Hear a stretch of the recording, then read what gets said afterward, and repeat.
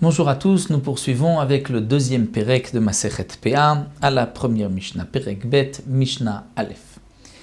Après avoir vu que nous devons donc laisser une partie de notre champ lorsqu'on le moissonne, une partie qui sera réservée aux pauvres, la Mishnah va nous enseigner, lorsque un homme a 2 champs, doit-il donner une PA pour les 2 champs ou une PA par champ? Ou lorsque le même champ est divisé par une rivière, un fleuve ou autre chose, est-ce que ceci divise le champ en 2? Il faudra laisser 2 PA ou une seule PA. Ça, c'est ce que nous allons voir tout de suite dans notre Mishnah. La Mishnah nous dit « Ve'elu mafsikim la PA ».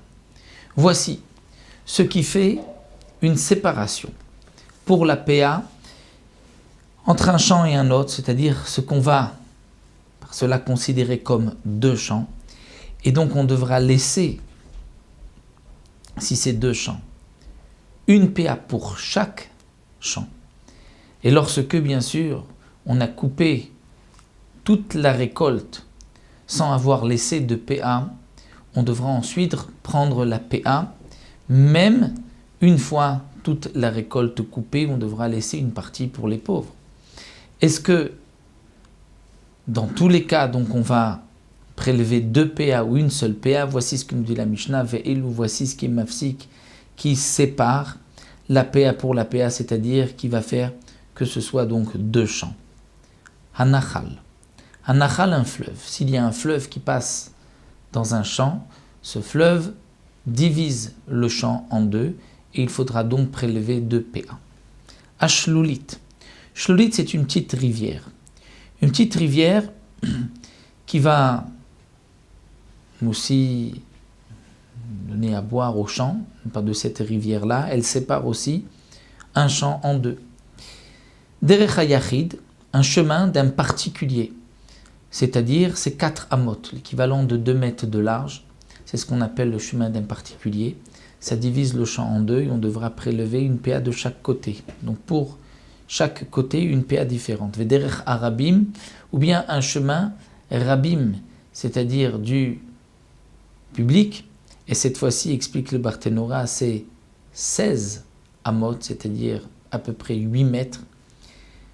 Ceci sépare le champ. Alors c'est vrai qu'on se posera la question si déjà un chemin de 4 amot, le Derech Hayachid divise le champ en 2, alors à bien la plus forte raison, le Derech Rabim de 16 amot, nous allons voir que c'est par rapport à la suite, donc on reprendra par rapport à ce que nous verrons dans la suite, puisque dans la suite, la Mishnah nous dira que pour les arbres, ce n'est pas le même din, et c'est là qu'on verra la différence entre un Derech Hayachid, Derech Harabim, un Chidush, donc même que le Derech Harabim, un chemin du public, ne divise pas pour les arbres. Donc ici, on a dit que même le chemin du particulier et du public divise pour un champ. Shvil Arabim. Le shvil, c'est pas un chemin, c'est plus petit qu'un chemin.